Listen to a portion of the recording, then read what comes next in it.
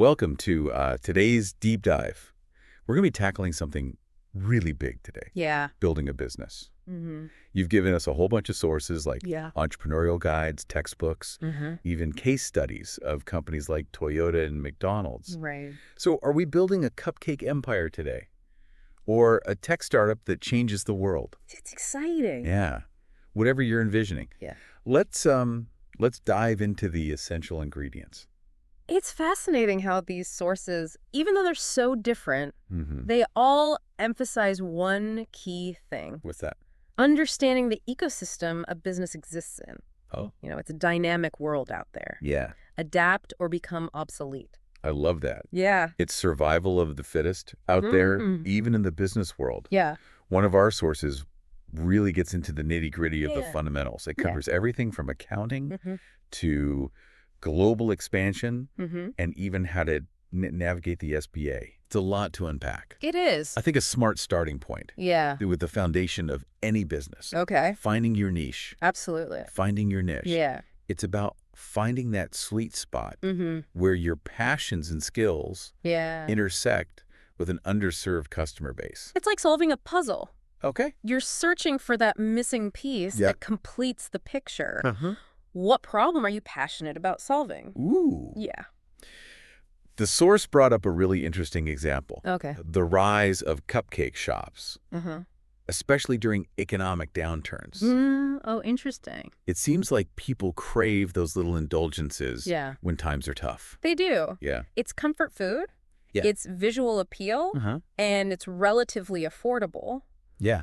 All those factors contributed to their popularity Right. during those periods. So think about Yeah. your own unique skills and passions. Right. Could you combine your love of accounting Okay. with your love of sailing Yeah. and offer accounting services tailored to the boating industry? Mm-hmm.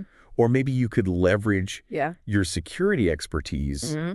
to address the booming demand Right. Yeah. for private security services. I love how you're connecting these concepts back to us, like Yeah. to our potential business. Our potential business, yeah. Yeah. So we've identified a problem Okay. we're passionate about solving. Uh-huh.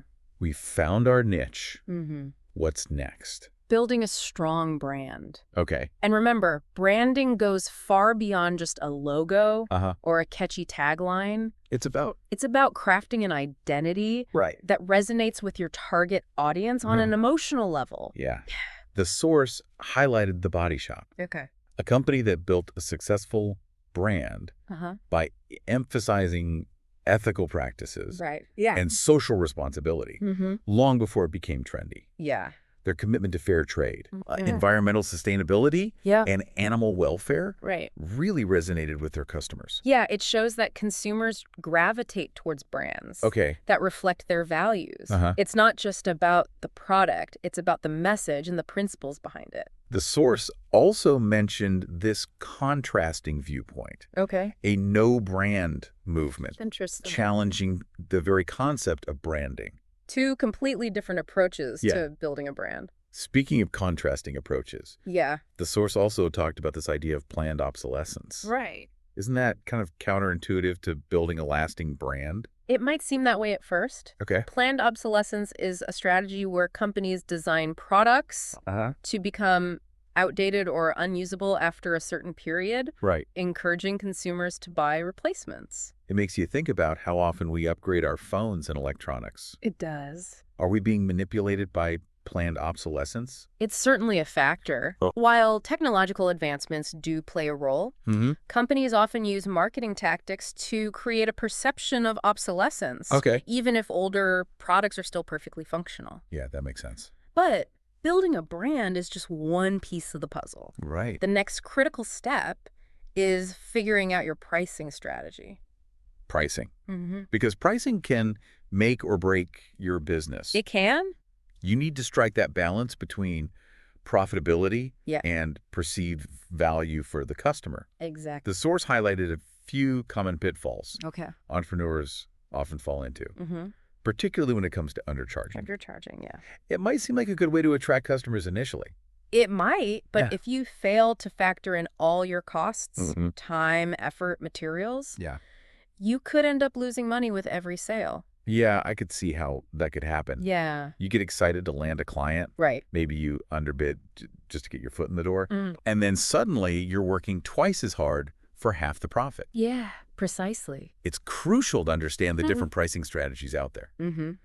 The source mentions cost leadership, differentiation, Right. and focus strategies. So cost leadership is about offering the lowest prices in the market. Okay.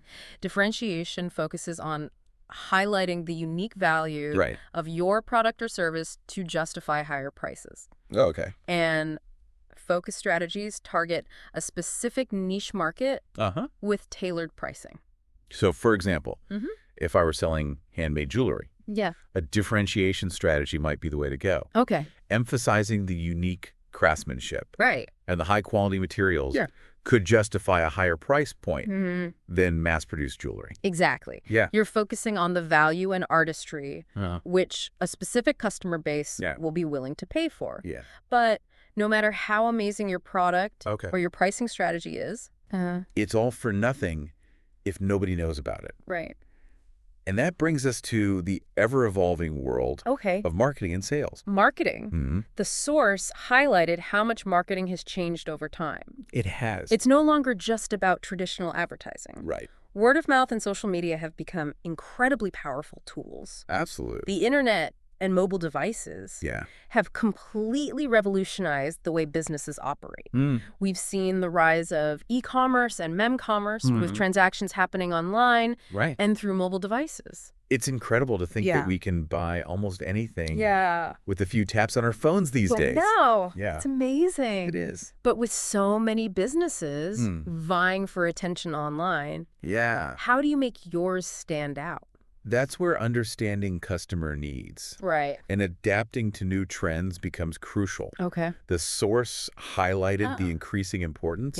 Of niche marketing and customization. People are seeking those personalized experiences. So like those handcrafted jewelry buyers, how can you tailor your message Right. to reach them specifically? That's the key. I would want to highlight Yeah. the artistry and the unique nature of my pieces, perhaps using platforms like Instagram or Etsy, Yeah. which cater to that market. Right. I could even offer customization options to make each piece truly unique. Now you're thinking like an entrepreneur. Getting your marketing and sales right Mm-hmm.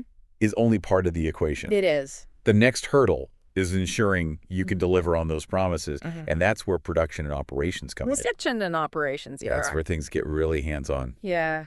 The source we looked at dives into the concept of lean production, Okay. which is all about minimizing waste for maximum efficiency. Lean production stems from Toyota's just-in-time system, developed to streamline their manufacturing process. It's about eliminating any step or resource that doesn't directly add value to the final product. Okay. Think unused machinery, excess stock. It makes me think about all those times I've received an online order with way too much packaging. Yeah. A classic example of unnecessary waste. Absolutely. Yeah. And businesses are becoming more aware of their environmental impact. Right. Many are moving toward sustainable practices, using recycled materials and minimizing packaging. But it's not just about reducing physical waste. It's not. It's also about optimizing processes. The source discusses a philosophy called Kaizen, Oh, Kaizen. which is centered on continuous improvement. Interesting. It involves employees at all levels Okay. in identifying and implementing improvements, creating a culture of ongoing refinement. I love that idea. Yeah. Everyone in the company, Yeah. from the CEO to the newest employee, working together to make things better. It creates a real sense of ownership. It does. And that sense of ownership extends to your suppliers as well. It does. Building strong supplier relationships, Yeah. especially in a just-in-time system, is crucial. It is. You're relying on their consistent delivery of high-quality materials, Right. often on tight schedules. So we talked about finding your niche, Right. building your brand, setting the right price, marketing your product, Right. streamlining your production process. We've covered so much already. I know it's a lot. Yeah. But there's another crucial piece of the puzzle we haven't addressed yet. What's that? The legal and financial side of building a business. Ah, the legal and financial side. Those are crucial for long-term success. It's easy to get caught up in the excitement of a great idea, It is.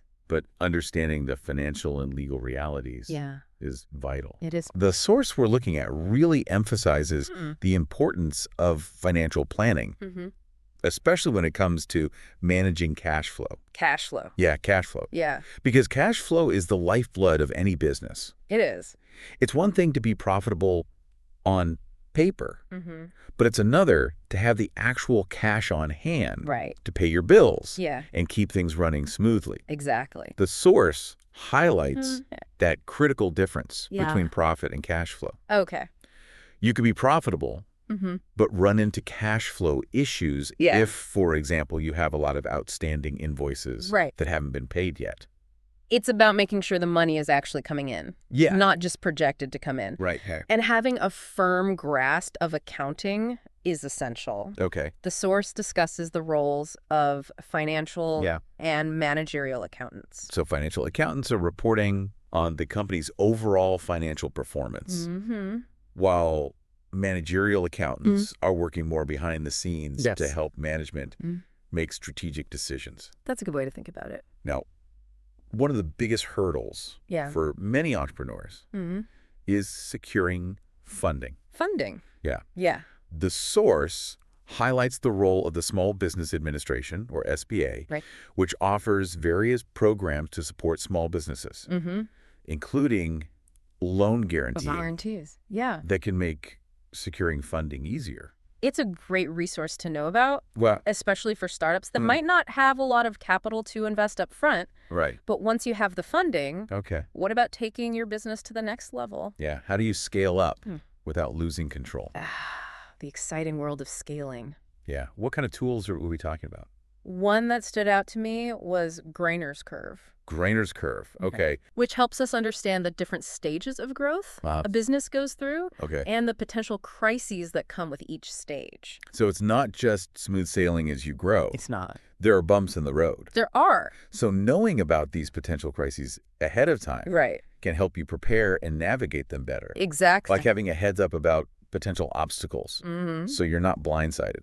Another helpful tool is Ansoff's matrix. Ansoff's matrix. Which is all about evaluating different expansion strategies. What exactly does it do? It provides a framework for considering different growth options based on whether you're introducing new products or targeting new markets. So, for example, if I wanted to expand my handmade jewelry business, I could use Ansoff's Maybeer to decide whether to focus on selling my existing designs to a wider audience or developing new product lines. Exactly. And the matrix helps you assess the risks associated with each option. Expanding to new markets might require significant investment in marketing and distribution.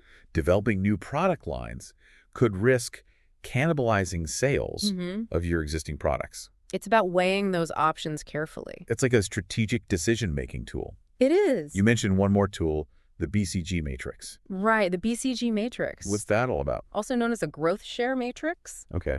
It's a powerful tool for analyzing a company's product portfolio. Okay, how does it work? It categorizes products based on their market share and growth potential. So it's like taking stock of your products and figuring out which ones are your winners, which ones need more attention, and which ones might be holding you back. A great way to put it. The source uses some real-world examples, like Nestle's diverse product portfolio. Right. They manage their brand strategically. They do. Based on market performance. Yeah. A company like Nestle probably has products in all four quadrants of that matrix. Cash cows, stars, dogs, and question marks. But scaling a business isn't just about managing products, right? It also involves building a strong team. It's true. The sources consistently emphasize the human element in business success. Leadership, teamwork, talent management. All crucial as your business grows. The source even mentioned Google's approach to fostering collaboration and innovation. Yeah, Google is known for its flat organizational structure and its emphasis on employee empowerment. It sounds like they created a culture where innovation is just part of their DNA. They have. Yeah. They recognize that their employees are their greatest asset. Right. They invest heavily in creating a workplace that attracts and retains top talent. Exactly. That's right. Building a successful team is just one aspect of scaling a business. So let's dig into that. Okay. What are some of the key considerations when it comes to managing operations? Well, one of the things that our sources emphasize is the importance of streamlining your processes. So it's about making your operations It is lean and mean as possible. The source actually uses a great analogy. Okay. Think of your operations like a well-oiled machine. Okay. Every part needs to be working smoothly in order for the machine to function at its best. As your business grows, you need to make sure that you're constantly fine-tuning that machine to keep it running smoothly. But as you scale, you're also likely to be dealing with a lot more data. A lot more data. How do you manage that effectively? That's where technology comes in. Okay. One of the sources we looked at highlighted the importance of investing in the right tools and systems to help you manage your data and your operations. So it's about finding the right tools. To help you stay organized and on top of things. And the good news is, there are so many great tools available these days, many of which are very affordable, even for small businesses. The key is to find the ones that are the right fit for your specific needs. Exactly. So we've covered a lot of ground from finding your niche to building your brand to scaling your operations. But I'm curious, what about the legal and regulatory landscape? Okay. How do you make sure you're staying on the right side of the law as your business grows? That's a great question. Yeah. And one that's often overlooked by entrepreneurs. So it's not just about having a great idea. It's not. And a solid business plan. No. You also need to make sure you're covering all your legal bases. Absolutely. Don't wait till you're already in trouble to talk to a lawyer. Exactly. So it's like having a legal safety net in place just in case things go wrong. And it's worth the investment to have that peace of mind. But navigating the legal landscape is just one aspect of the challenges that come with growth as your business scales. Yeah. You'll also need to make sure you're managing your finances effectively. Managing those finances. You know, I think a lot of entrepreneurs get so focused on the creative side of their business that they sometimes neglect the financial side of things. It can be a costly mistake. Yeah. One of the sources we're looking at really dives deep into the importance of financial management. So it's about being able to predict your future financial needs and making sure you have the resources in place to meet them. That can be tough. Yeah. Especially in the early stages of a business where things are constantly changing. So there's hope for those of us who aren't number crunchers. There is. It's like building a strong foundation for your business. It is. If you don't have a solid financial base, your entire structure is at risk of crumbling. That's a great analogy. Yeah. Financial management is essential for the long-term sustainability of any business. But it's also important to remember that financial management is just one piece of the puzzle. You also need to be thinking about things like building your team, developing your product or service, and marketing your business effectively. So it's about finding that balance, the right mix of creativity, strategy, and good old-fashioned hard work. Speaking of vision, I'm curious. Yeah. What about those businesses that really seem to have it all figured out? The ones that have scaled successfully and built iconic brands. Yeah. What can we learn from them? That's a great question, and one that a few of our sources address directly. They delve into case studies of companies like Toyota, McDonald's, and Apple examining their journeys to success. What are some of those common threads? One of the things that stands out is the importance of having a clear vision and a strong set of values. So it's not just about making money.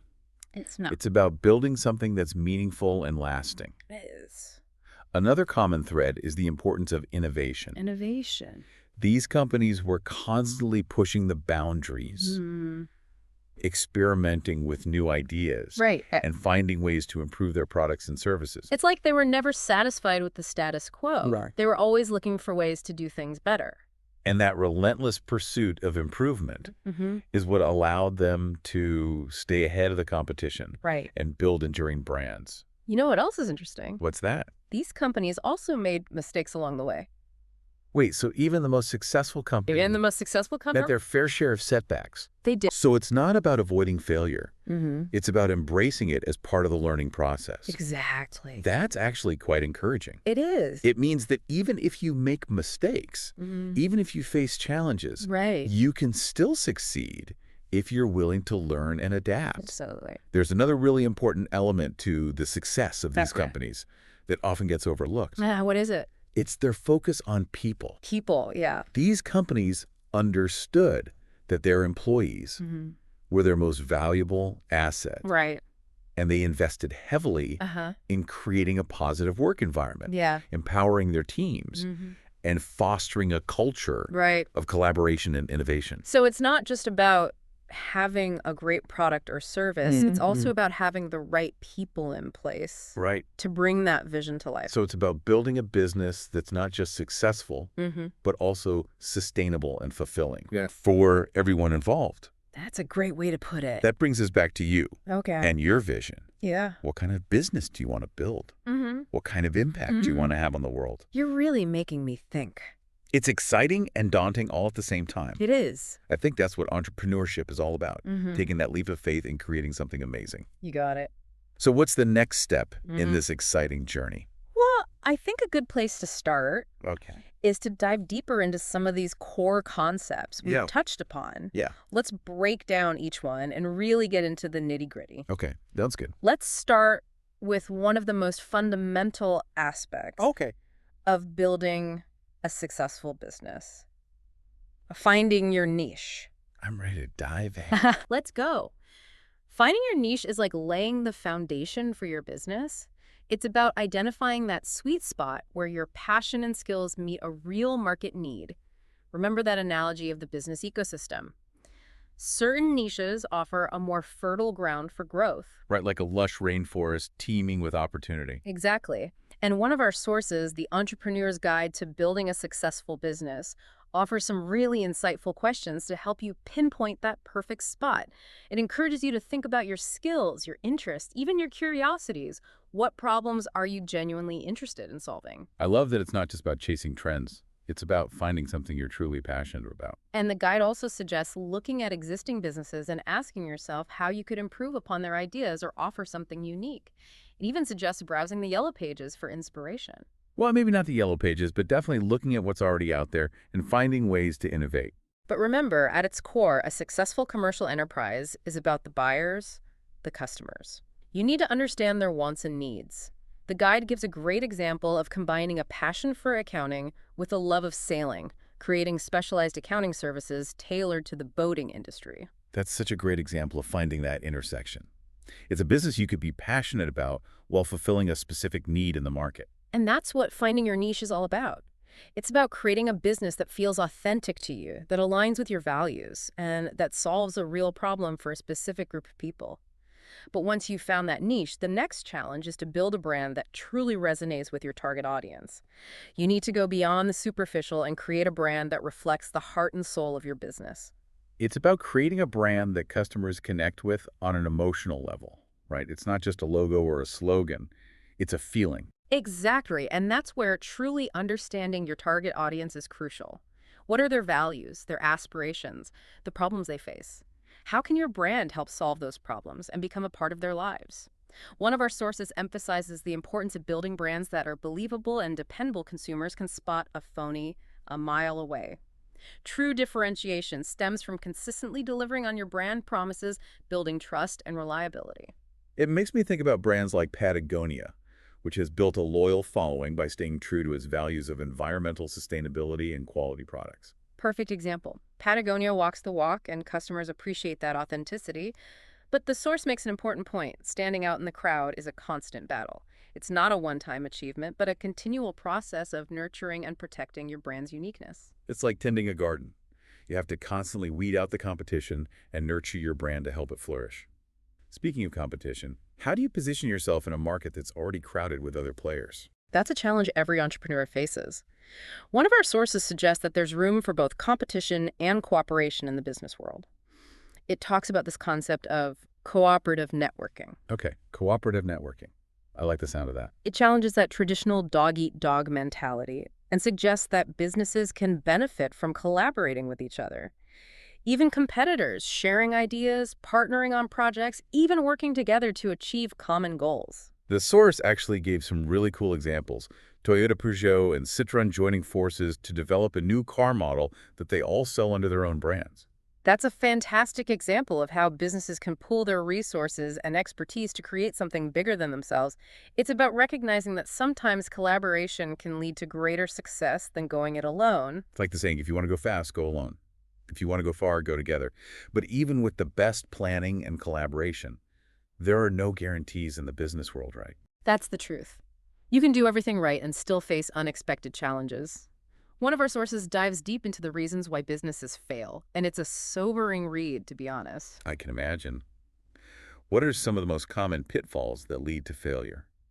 The source lists 10 reasons, and surprisingly, a lot of them stem from preventable mistakes, the number one reason: inadequate planning. That makes a lot of sense. Starting a business without a solid plan is like setting sail without a map or a compass. Yeah. You're bound to get lost. Exactly. The source stresses the importance of thoroughly understanding your product or service, researching your target market, analyzing your competition, and creating a realistic financial plan. It even says that if you don't have the time or desire to do this upfront planning, you're probably not cut out for entrepreneurship. Wow, that's tough love. Yeah. But it highlights that building a successful business is about more than just passion. It takes discipline, dedication, and that willingness to put in the work. It does, and it's not just about the initial planning. It's about being adaptable and responsive to change, the source emphasizes that even the most promising ideas can fail if they're not aligned with evolving customer needs or market conditions. It's like Darwin's theory of evolution, but applied to business. It is not the strongest of the species that survives, nor the most intelligent, but the one most adaptable to change. Exactly. The business landscape is constantly shifting, and those who cling to outdated models or fail to adapt to new trends will likely be left behind. And speaking of adaptation, let's talk about a crucial element for long-term success: managing your finances effectively. Because even the most brilliant idea won't get off the ground without a solid financial foundation. One of our sources, Fundamentals of Business, stresses the importance of accurate and timely financial information. It highlights the role of accountants, both financial and managerial, in providing that crucial data. It's like having a financial GPS guiding you through the complexities of running a business. You need to know where you stand financially and where you're headed.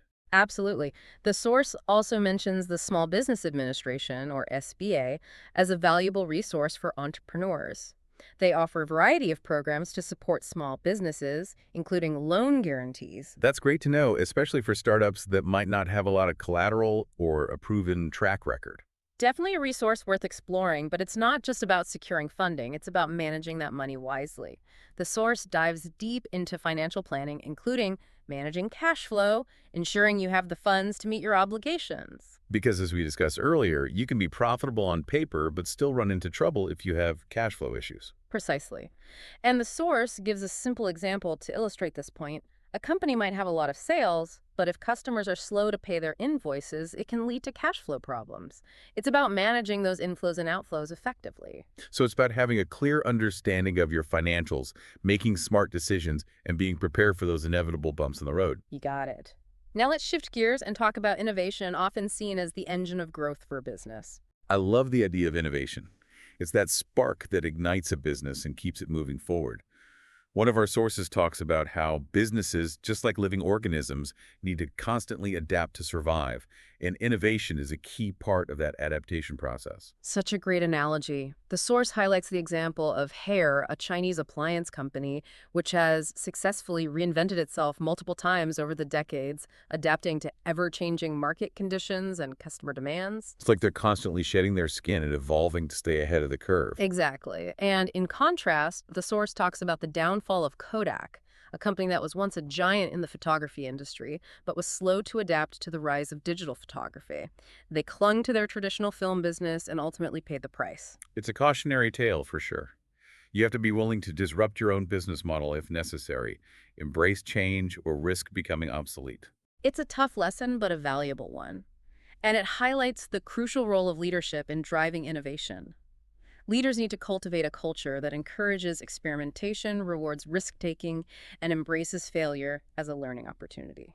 It's about creating an environment where people feel safe to challenge the status quo, to come up with new ideas, and to push the boundaries of what's possible. Right. It's about fostering that sense of entrepreneurship, encouraging employees at all levels to think and act like entrepreneurs, bringing new ideas to the table. I love that idea. It's like tapping into the collective creativity and innovation that exists within your own workforce. Exactly. And it's a powerful way to stay ahead of the curve, to constantly adapt, and to ensure your business remains relevant in a constantly changing market. But innovation and adaptation are just pieces of the puzzle. At the heart of every successful business are the people who make it all happen. That's so true. We've talked about systems and processes, but ultimately it's the people who drive those systems and bring those processes to life. One of our sources, the business book, really emphasizes the power of people and the importance of strong leadership and harnessing that power. Leadership is crucial. It's about inspiring people, motivating them, and creating a shared vision that everyone can rally behind. So it's about setting the direction, inspiring change, and motivating people to achieve those goals. That's right. The source distinguishes between leadership and management. Leadership sets the direction and inspires change, while management focuses on planning, organizing, and controlling resources to reach those goals. So leaders are the visionaries, the ones who paint the big picture, while managers are the ones who figure out the logistics of how to make that vision a reality. A great way to think about it, and the source emphasizes that effective leaders need to be able to move seamlessly between those roles, inspiring and delegating, empowering and guiding. But to achieve those goals, you need to build high-performing teams. And as the saying goes, teamwork makes the dream work. One of our sources delves into the dynamics of teamwork, exploring how teams evolve and the roles individuals play within them. It's fascinating to see how teams develop over time. The source mentions a model called Tuckman's stages of group development, which outlines the typical phases: forming, storming, norming, performing, and adjourning.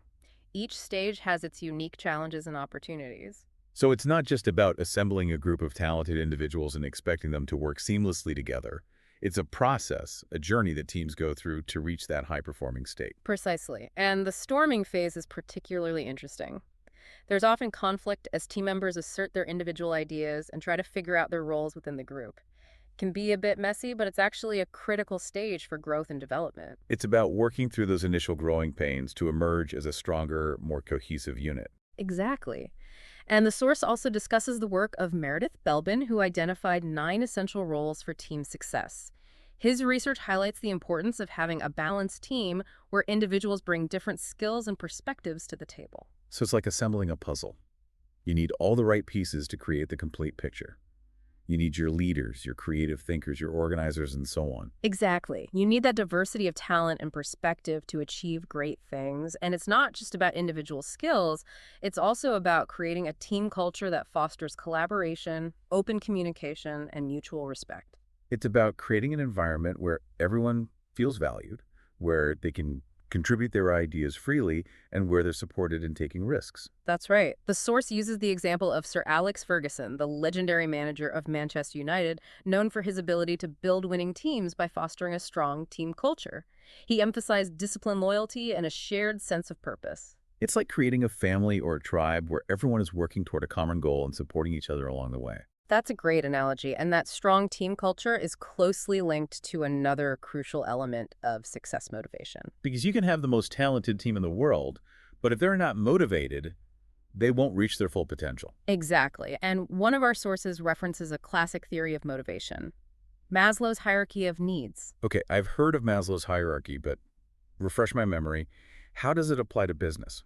Maslow's theory suggests that people are motivated by a hierarchy of needs, starting with basic physiological needs like food and shelter, and progressing to safety, belonging, esteem, and finally, self-actualization. So it's like a pyramid, and you need to satisfy the needs at the lower levels before moving up to the higher levels. But how do you translate that into a business setting? Great question for businesses. It means creating a work environment that meets employees' basic needs for a fair wage, a safe workplace, and a sense of belonging. But it also means providing opportunities for growth, recognition, and achievement, those higher-level needs that drive engagement and fulfillment. It's about recognizing that employees are more than just cogs in a machine. They have complex needs and aspirations, and meeting those needs is essential for creating a motivated and productive workforce. You got it. And the source also mentions Hertzberg's two-factor theory, which differentiates between hygiene factors and motivators. Hygiene factors are things like salary, working conditions, and company policies. Yeah. They're important for preventing dissatisfaction, but they don't necessarily drive motivation. Okay, so those hygiene factors are like the foundation, the basics you need to have in place. What about the motivators? Motivators are things like challenging work opportunities for growth and recognition for achievements. These are the elements that truly drive engagement and job satisfaction. So it's like you need those hygiene factors to create a baseline level of satisfaction, but then you need to layer in the motivators to ignite people's passion and drive. That's a great way to put it. And, speaking of igniting passion and drive, another crucial element for business success, which is closely tied to motivation, is creativity. Creativity. That's the magic ingredient that can really make a business stand out, especially in today's fast-paced, ever-changing world. Companies need to adapt, come up with new ideas, and find creative solutions to complex problems. Absolutely. And one of our sources talks about fostering a culture that encourages creativity. It emphasizes the importance of lateral thinking, approaching problems from unexpected angles, challenging assumptions, and generating new ideas.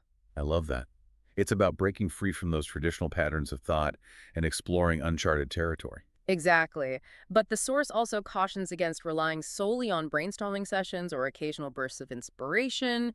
It emphasizes the importance of embedding creativity into the company culture where people feel safe to share their ideas and where experimentation is encouraged. So it's about creating a space where people feel comfortable taking risks, even if it means making mistakes. Exactly. And that ties into one of the biggest challenges to fostering creativity in a business environment, groupthink. It's that pressure to conform, to not rock the boat, to just go along with the dominant ideas. Right, because when everyone is afraid to speak up or challenge the status quo, it can really stifle creativity and innovation. One of the sources addresses this directly.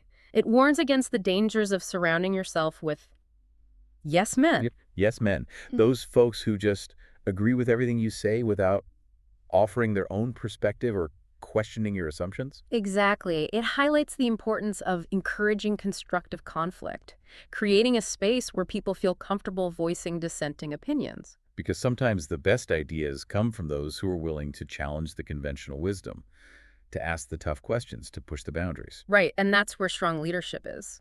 Crucial leaders need to create a culture where dissent is valued, where constructive criticism is welcome, where people feel empowered to speak their minds. It's about creating an environment where the best ideas can rise to the top, regardless of who voices them or how unconventional they might seem. But, as we're talking about fostering a positive work environment, I think it's important to also talk about the ethical considerations of building a business. Absolutely. At the end of the day, building a business is about more than just making a profit. It's about creating something you can be proud of, something that aligns with your values, and something that contributes positively to the world. One of our sources dives deep into the importance of ethical behavior in business, and it argues that businesses have a moral obligation to operate ethically. And it's not just about doing the right thing, it's also good for business.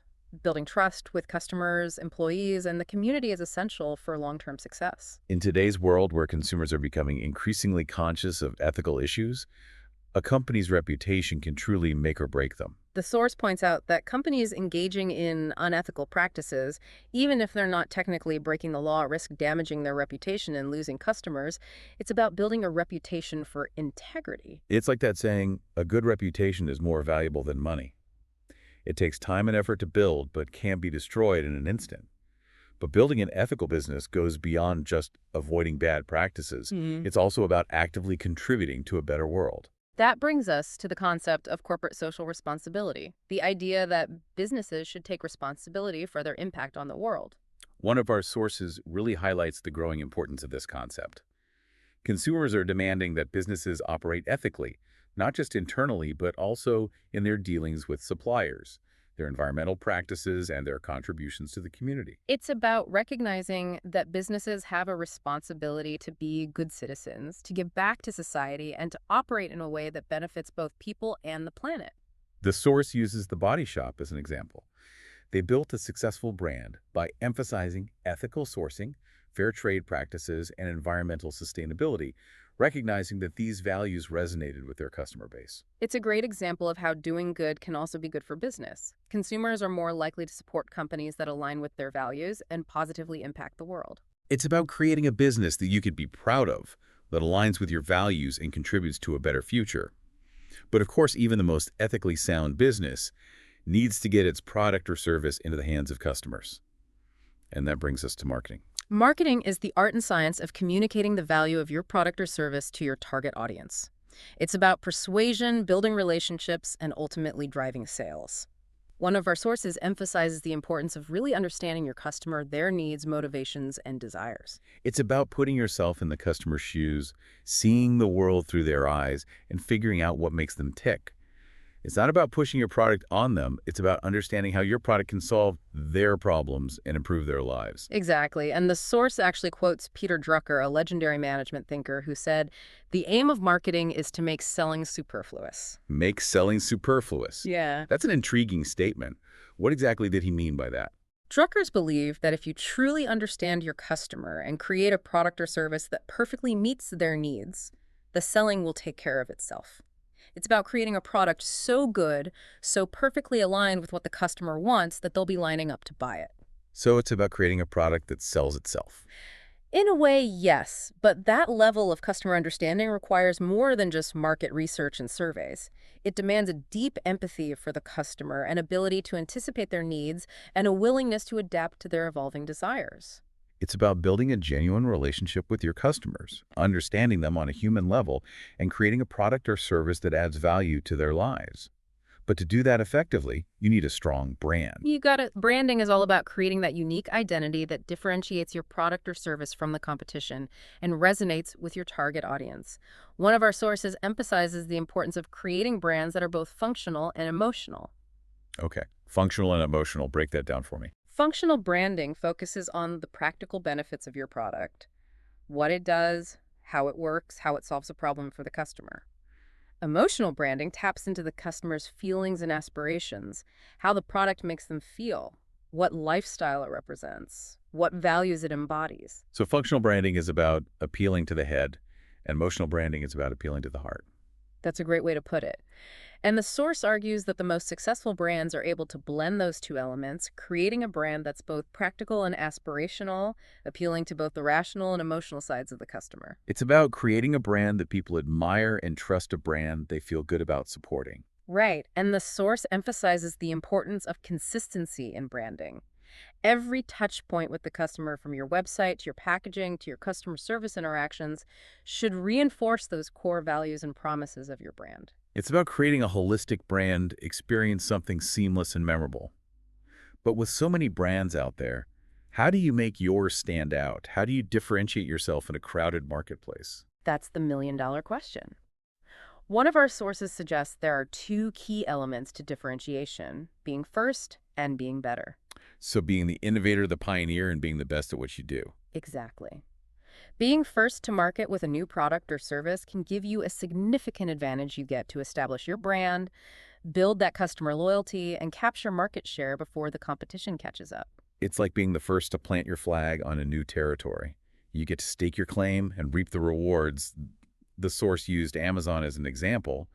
They were pioneers in e-commerce and have maintained market dominance by constantly innovating and improving the customer experience. They've been incredibly successful at staying ahead of the curve and anticipating customer needs.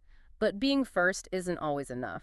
Sometimes you need to be better, offer a product that's superior in quality, features, or design. It's about taking something that already exists and making it even better, more appealing, more desirable. And the source points to Apple as an example. They've differentiated themselves by focusing on design, user experience, and innovation, creating products that are functional and beautiful and intuitive to use. It's like they've elevated technology to an art form. But let's be honest, even with a fantastic product, it all comes down to pricing. How do you find that sweet spot that's attractive to customers and profitable for your business? Pricing is one of the most critical decisions a business makes. It's a constant balancing act. One of our sources highlights some common pricing pitfalls that entrepreneurs often fall into, especially undercharging. Right. It's tempting to offer low prices to attract customers. But if you don't factor in all your costs, you could end up losing money with every sale. You might attract customers, but end up running your business into the ground. Exactly. The source emphasizes carefully calculating your costs, not just the direct costs of materials and labor, but also indirect costs like rent, utilities, marketing, and your own time. It's about understanding the true cost of doing business and making sure your pricing reflects the value you're providing. Absolutely. And the source also highlights different pricing strategies: cost-plus pricing, value-based pricing, and competitive pricing. Okay, break those down for me. What are the key differences between them? Cost-plus pricing is the simplest approach. Calculate your total costs, add a markup for profit, and that's your price. Value-based pricing focuses on the perceived value of your product or service to the customer. You might charge a higher price if you can demonstrate that your product offers unique benefits or solves a problem that other products don't, and competitive pricing involves setting your prices based on what your competitors are charging. So it's about choosing the right tool for the job. Different pricing strategies might make sense depending on your industry, your target market, and your overall business goals. You got it. And the source emphasizes that pricing isn't a one-time decision. You need to continually monitor your costs, your competitors' pricing, and customer feedback to ensure your pricing remains competitive and profitable. It's like a dance you're constantly adjusting and adapting to stay in rhythm with the market. That's a great way to put it. But even with the perfect pricing strategy, you need a solid sales process to actually bring in the revenue. Because you can have the greatest product in the world, but if you can't close the deal, you won't make any money. Exactly. One of our sources highlights the importance of effective communication in sales, clearly articulating the value of your product or service, answering questions thoughtfully, and addressing concerns to build trust and confidence. It's about having a genuine conversation with potential customers, understanding their needs, and showing them how your product or service can help them achieve their goals. Right, and the source emphasizes active listening in sales. It's not just about delivering a pitch, it's about understanding the customer's needs and tailoring your approach accordingly. It's about building rapport, finding common ground, and establishing a relationship that goes beyond a simple transaction. Exactly. But no matter how skilled your sales team is, you need a solid production and operations system to deliver on those promises you're making to your customers. Because it doesn't matter how good your sales pitch is if you can't produce and deliver a quality product or service. Right. Production and operations are all about those processes that turn raw materials and ideas into finished products. One of our sources highlights the importance of efficiency in production and operations, streamlining those processes, minimizing waste, and maximizing output without sacrificing quality. So it's about creating a well-oiled machine that operates smoothly and efficiently. I think one of our sources mentioned this idea of lean production. You're right. Lean production is a philosophy that originated in the Japanese automotive industry. It focuses on eliminating any step or resource that doesn't add value to the final product. Think of it like trimming the fat, getting rid of anything that's not essential to the process. Exactly. This source highlights Toyota as a company that successfully implemented lean production, achieving incredible levels of efficiency and quality by focusing on continuous improvement. So it's about constantly evaluating your processes, looking for areas where you can be more efficient and eliminate waste. Right, and it involves empowering employees to identify and eliminate waste, creating that culture of continuous improvement. But efficiency is only one part of the equation. Quality control is just as important. Because if you're churning out subpar products, it will damage your reputation and ultimately cost you customers. Exactly. The source emphasizes the importance of having clear quality standards and processes in place, as well as a system for quickly identifying and addressing any defects. It's about ensuring that every product or service that leaves your company meets the highest standards of quality and reliability. But to produce high-quality products consistently, you also need to manage your inventory effectively. Absolutely. Inventory management is about finding that sweet spot, having enough product on hand to meet customer demand without tying up too much cash or valuable space. It's about striking that balance between having enough and not having too much. One of our sources emphasizes the importance of accurately forecasting demand to ensure you have the right amount of inventory at the right time. It's like predicting the future, anticipating how much product you're going to need and when you're going to need it. It can be challenging, for sure. But the source highlights the importance of having a system in place for tracking inventory levels, monitoring sales trends, and adjusting orders accordingly. It also mentions the concept of just-in-time inventory. Okay, just-in-time inventory. Yeah. That sounds interesting, but also a bit risky. Can you explain it? It's about receiving materials and components only when they're needed for production, minimizing the amount of inventory you have to store. It sounds incredibly efficient, but what if there's a delay in delivery or a sudden surge in demand? It does require a high level of coordination and communication with your suppliers and a robust system for managing your production schedule. But when done well, it can significantly reduce storage costs and improve your cash flow. So it's about efficiency, minimizing waste, and optimizing your resources. Exactly. And it's also about making sure your product gets to your customers in a timely and efficient manner. Which brings us to shipping and logistics, the often overlooked but critical aspect of getting your product from your warehouse to the customer's doorstep. You got it. Shipping and logistics are all about managing the movement of goods. One of our sources highlights the importance of choosing the right shipping methods and partners. It's about finding the right balance between cost, speed, and reliability. Exactly. You might choose a faster, more expensive shipping method for time-sensitive products or to provide a premium customer experience. But for other products, a slower, more economical method might be the better choice. It's about making strategic decisions based on your product, your customers, and your budget. And the source also emphasizes the importance of tracking your shipments and providing customers with updates. Transparency and communication are key. Customers want to know where their order is and when they can expect to receive it. Exactly. And it's also important to have a seamless system for handling returns and exchanges, making the process as easy and hassle-free as possible for the customer. Because sometimes things don't go as planned, and it's important to be prepared to handle those situations gracefully. But as we talk about logistics and shipping, we can't forget about the elephant in the room, e-commerce. You're absolutely right. If you're not selling your products or services online, you're missing out on a huge potential market. E-commerce has exploded in recent years, and it's only going to continue to grow. It's incredible how easy it is to buy almost anything online these days. But with so many businesses vying for attention online, how do you make your e-commerce store stand out? That's the challenge. One of our sources highlights the importance of creating a user-friendly online store that's easy to navigate, secure, and mobile optimized. Because in today's world, people are shopping on their phones, their tablets, their laptops. You need to create a seamless experience across all devices. Exactly. And the source also emphasizes providing detailed product information, high-quality images, and customer reviews to help shoppers make informed decisions. It's about recreating that in-store experience online, giving customers all the information they need to feel confident about their purchases. Yeah. But of course, just having a great online store isn't enough. Yeah. You need to market it effectively. You got it. You need to attract customers to your online store. The source mentions strategies like search engine optimization, SEO, social media marketing, and email marketing. It's about getting your online store in front of the right people and persuading them to buy from you. But even with the best marketing, it all comes back to customer service, right? Absolutely. Even in the online world, building relationships with your customers is crucial. You need to provide excellent customer service, respond to inquiries, promptly address concerns effectively, and make the return and exchange process as painless as possible. It's about showing your customers that you value their business and you're there to support them. But, managing customer relationships can be tricky as your business grows. That's where customer relationship management, CRM, comes in. Okay, CRM. I've heard that term thrown around a lot. What exactly does it involve? CRM is all about managing those interactions with your customers, tracking their purchases, understanding their preferences, and ultimately building loyalty. So it's about moving beyond individual transactions and building those long-term relationships that are so valuable for any business. One of our sources highlights the role of technology in CRM.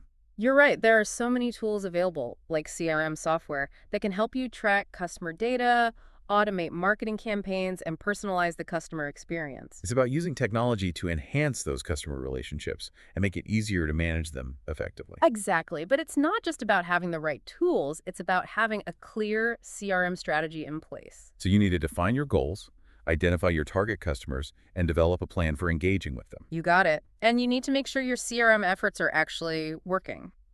Track metrics like customer satisfaction, customer retention, and customer lifetime value. It's about making sure that your investment in CRM is actually paying off and that you're building strong, lasting relationships with your customers. Exactly.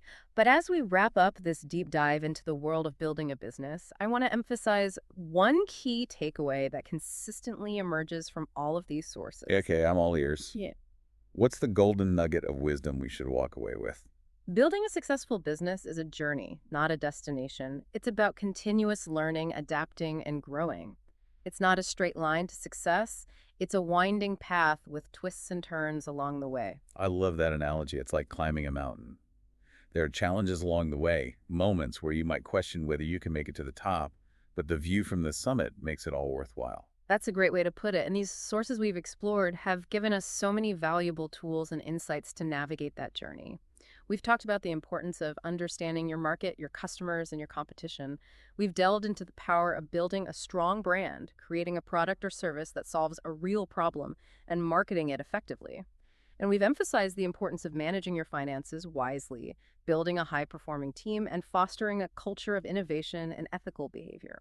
It's like having a roadmap, a compass, and a team of expert guides all rolled into one. Exactly. But remember, the most important ingredient in any successful business is you, your passion, your vision, and your determination to bring your dream to life. So to all those aspiring entrepreneurs out there listening, take these lessons we've learned today, apply them to your unique circumstances, and go out there and build something amazing. The world needs more passionate, innovative, and purpose-driven businesses. Until next time, happy building.